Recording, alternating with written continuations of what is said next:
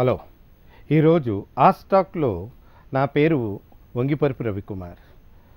మనం మాట్లాడితే నోటితో చేయటం అనేది మాటే ఒక మంత్రంగా మారుతున్నటువంటి ప్రస్తుత కాలంలో ఇది అన్నిటికీ లేనటువంటి ప్రాణులన్నిటికీ లేనటువంటి మానవుడికి ఒక్కడికే ఉంది ఈ మాట దీనిలో మాట్లాడే విధానానికి కావాల్సినవి ఏమిటి అనేది ఒకసారి ఆలోచించుకొని చేస్తున్నప్పుడు ఒక ధ్వని ఒక మనిషి ఎదుగుదలకి ఒక మనిషికి తిరోగమనకి ఉపయోగపడుతున్నాయి. ఎలా ఉపయోగపడుతుంది ఈ ధ్వని అనేది, ఈ అక్షరం అనేది ఎలా ఉపయోగపడుతుంది? ఒక మనిషి మాట్లాడుతుంటే విలాన్ అనేది చాలా ఆనందంగా ఉంటుంది. ఒక మనిషి మాట్లాడుతుంటే ఎందుకు వింటున్నామా అనిపిస్తుంది. ఈ రెండిటికి వ్యత్యాసం ఇక్కడ మధ్యలో రకరకాల అంశాలు దీనిలో ఆధారపడి ఉంటూ ఉంటాయి. మొట్టమొదటిది మనం ఒకటి ఆలోచిస్తూ ఉంటాం. చాలామంది మాట్లాడేటప్పుడు నేను ఎదుటి వ్యక్తి యొక్క భావాలను తెలుసుకోలేకుండా మాట్లాడటం వల్ల అక్కడ జరిగే సమస్య ఏంటంటే అతనికి అర్థం కాక నిన్ను తప్పుగా అర్థం చేసుకోవటం. రెండవది, ఏ వ్యక్తి అయినా సరే మాట్లాడే ముందు ఎదుటి వ్యక్తి స్థాయి అతను అంటే మనం ఉదాహరణగా అతను 10th చదువుకున్నాడా, డిగ్రీ చదువుకున్నాడా, లేకపోతే ఒక రైత, లేకపోతే ఒక వ్యాపారవేత్త అనేది తెలుసుకొని మాట్లాడటంలో ఒక ఆనందం ఉంటుంది. మూడోది, ఏదైనా సరే ఈ మాటకి ఎటువంటి స్థానాన్ని కల్పించి చేస్తున్నప్పుడు పాట పాడుతున్నప్పుడు మీరు చూడండి అందరూ లీనమైపోతారు. సంగీతం అన్న దానికి ఎల్లలనేదే లేదు. ప్రపంచమంతా మొత్తం వెళ్ళినప్పుడు అది ప్రపంచం మొత్తంలోకి వెళ్ళిపోతుంది, అది సంగీతంగా మారినప్పుడు. అలాగే నాలుగోది, కోపం వచ్చినప్పుడు ఇతని ముందుకు కంటే వెళ్ళే బదులు పక్క నుంచి వెళ్ళిపోదామని వెళ్ళిపోతూ ఉంటారు. చూసారా, ఒక మాటలో ఎన్ని రకాలైనటువంటి భావాలు ఉంటాయో తెలుసుకోవాల్సినవి. కానీ ప్రస్తుతం విద్యార్థికి మాట దీనిలో మాట్లాడే విధానాన్ని కోల్పోతున్నాడు. కారణం ఏంటంటే చదువు పుస్తకాలలోని అక్షరాలను టేప్ రికార్డర్ లాగా నేర్చుకోవటము, అవే ఎగ్జామ్లో రాయటం చేయటం వల్ల స్వయం శక్తితో ఆలోచన రీతిలో రాయటము చేయటం మాట్లాడటం తెలియలేకపోతుంది. అందువల్ల చిన్న చిన్న విషయాలకి అట్లాగే మనకి ఊత పదాలు అనేవి కొన్ని ఉన్నాయి. ఎవరికి ఏ పదం ఎందుకు వాడుతున్నామని తెలుసుకోలేకుండా లైక్ మనం చేసుకోవచ్చు. గురు అంటాము, బాబాయ్ అంటాము, అన్న అంటాము, రకరకాల మాటలన్నీ ఏది ఎందుకు వాడుతున్నాము, ఎందుకు పెడుతున్నాము. కానీ మనకు తెలియనిటువంటి ప్రస్తుత కాల పరిస్థితులలో మాట దీనిలో అంకుల్ అనే పదాన్ని అందరికి కామన్గా వాడేస్తున్నాం. దీని నుంచి ప్రస్తుతము చిన్నపిల్లలకి చాలా సమస్యలు వస్తున్నాయి. అంటే ఇక్కడ మాటలో తీసుకోవాల్సినటువంటి మొట్టమొదటి ప్రజ్ఞ ఏంటి అంటే నైపుణ్యత కలిగినటువంటి వ్యక్తి యొక్క మాట యొక్క స్వభావాన్ని తెలుసుకోవాలన్నప్పుడు అతనికి కావాల్సినటువంటి లక్షణాల దీనికి ఎటువంటి మార్పు చేయాలి, ఎటువంటి అంశాలను దాంట్లో కలిగించేసుకోవాలని. ఆకాశం ఎంత ఎత్తు ఉన్నా అక్కడి నుంచి వచ్చే ప్రతి చినుకు భూమినికే తాకాలి. అలాగే నువ్వు మాట్లాడే మాట ప్రతి మాట కూడా ఎదుటి వ్యక్తి యొక్క మనసుకి అతని స్వభావానికి తగినట్టుగా చేరగలిగితే అనుభూతి అనేది కలుగుతుంది. ఎప్పుడైతే అనుభూతి అనేది కలుగుతూ ఉంటుందో అతని దీనిలో నువ్వు ఒక ప్రజ్ఞావంతుడిగా మారగలుగుతూ ఉంటాడు. ఇదొక పరిశోధన లాంటిది. ఈ పరిశోధనలో మొట్టమొదటిగా నేర్చుకోవాల్సినవి ఏంటంటే అక్షరాలను సంగీతం చేస్తున్నప్పుడు అక్షరముల యొక్క మాలను ఏరుస్తున్నప్పుడు ఒక విగ్రహానికి దండ వేస్తున్నప్పుడు రకరకాల పూలు ఎలా అయితే కలిస్తే అది అంత అందంగా మారుతుందో నీ మాట యొక్క స్వభావం చిరునవ్వుతో కనుల యొక్క ఎదురువటి కనులతో చూస్తూ మాట్లాడటం నేర్చుకోవాలి. మార్పుకి కారకుడు నువ్వవ్వాలి.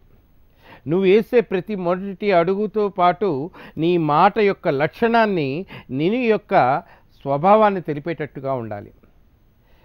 లక్ష్యం అనేది ఎప్పుడైనా సరే కష్టంగా మారకూడదు, కానీ ఇష్టంగా మారితే మాట యొక్క ప్రభావంలో చాలా ప్రభావం ఉంటుంది. మదర్ తెరీసా నా పిల్లలు అన్నప్పుడు కానీ, అలాగే గాంధీజీ నా దేశము అనుకున్నప్పుడు, నా వాళ్ళు అనుకున్నప్పుడు కానీ ఎటువంటి ప్రజ్ఞ కలిపినటువంటి వ్యక్తులు ఆ ప్రజ్ఞలో చేస్తున్నటువంటి జ్ఞానాన్ని తెలుసుకొని మార్పు చేయగలిగిన స్థాయికి ఎదిగిన వాళ్ళు చాలామంది ఉన్నారు. అదే మాటతో తన స్థాయి నుంచి కింద పడిపోయిన వ్యక్తులు కూడా చాలామంది ఉంటారు. గాలి బుడగ లాంటి జీవితంలో మార్పుకి, నేర్పుకి, నైపుణ్యతకి అహం అనేది ఎప్పుడు అడ్డం రాకూడదు. ఒక గొంగళి పురుగు సీతాకోక చిలుకగా అయినప్పుడు అందరూ ఎలా సూచిస్తారో నీ మాట కూడా నీ వయసుతో పాటు ప్రభావం కలుగుతూ పెరుగుతూ దాని స్థాయికి చేస్తున్నప్పుడు అది ఆహ్లాదకరంగా ఉండాలే కానీ ఆ మనిషి యొక్క లక్షణాన్ని తొక్కివేయటానికి కానీ ఎదుటి వ్యక్తిని చాలా మటుకు మనం చూస్తూ ఉంటాం ఇవాళ రేపు మనిషిని మనిషిగా చూడటం అనేది చాలా మటుకు తగ్గిపోతుంది. కారణం ఏంటో తెలియదు. సమాజంలో మనం సంఘజీవులం. ఈ సంఘజీవికి మనకు ఒక వ్యక్తితో సంభాషించేటప్పుడు మాట దేనికి ఎలా మాట్లాడాలి, ఎలా చేయాలి, తండ్రితో ఎలా మాట్లాడాలి, తల్లితో ఎలా మాట్లాడాలి, అన్నయ్యతో ఎలా మాట్లాడాలి, ఒక స్నేహితుడితో ఎలా మాట్లాడాలి, తన భార్యతో ఎలా మాట్లాడాలి, భర్తతో ఎలా మాట్లాడాలి, ఇవన్నీ తెలుసుకోవాల్సినటువంటి ఇది చాలా మటుకు స్కూళ్ళల్లో పుస్తకాలలో ఎక్కడ కనపడవు ఈ మాట అనేది. కానీ మన తెలుగువారికి చక్కటి పుస్తకాలు ఉన్నాయి. పెద్ద బాల శిక్ష అంటారు.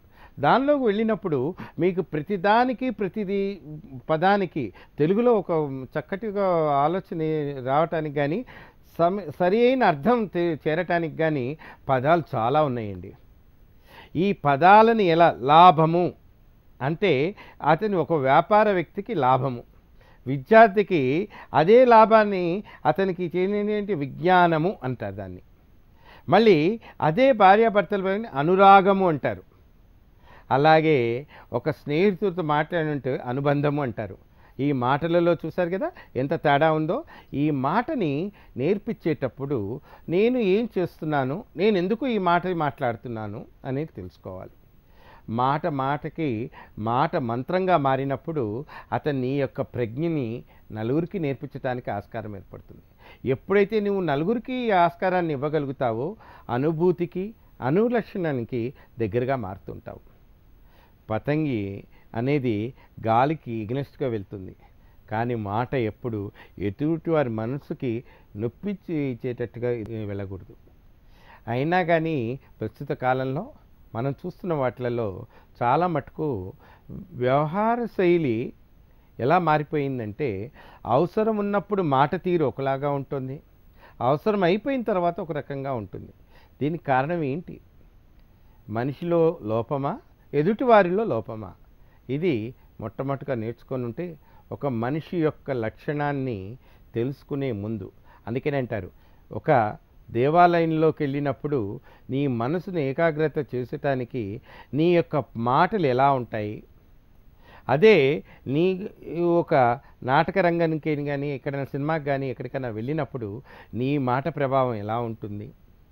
అలాగే ఒక మనిషికి ఏదైనా సలహా ఇచ్చేటప్పుడు అతన్ని దీనిలో చెప్పేటప్పుడు నీ మాట తీరు ఎలా ఉంటుంది. అలాగే ఎవరైనా కష్టంలో ఉన్నప్పుడు నువ్వు మాట్లాడాల్సిన తీరు ఎలా ఉంటుంది. ఇవి తెలుసుకుంటే ఒక నైపుణ్యత కలిగినటువంటి వ్యక్తి యొక్క మాట ఎలా ఉంటుంది అని. చాలా మటుకు ఇంత మటుకు మనం ఇవాళ రేపు క్వశ్చన్ మార్క్తో వదులుతున్నాం కానీ దాని పరిష్కారమైన మార్గాన్ని చూపించలేకపోతున్నాం. క్వశ్చన్ మార్క్ వేసినంత మాత్రాన పరిష్కారం దొరుకుతుందని కాదు.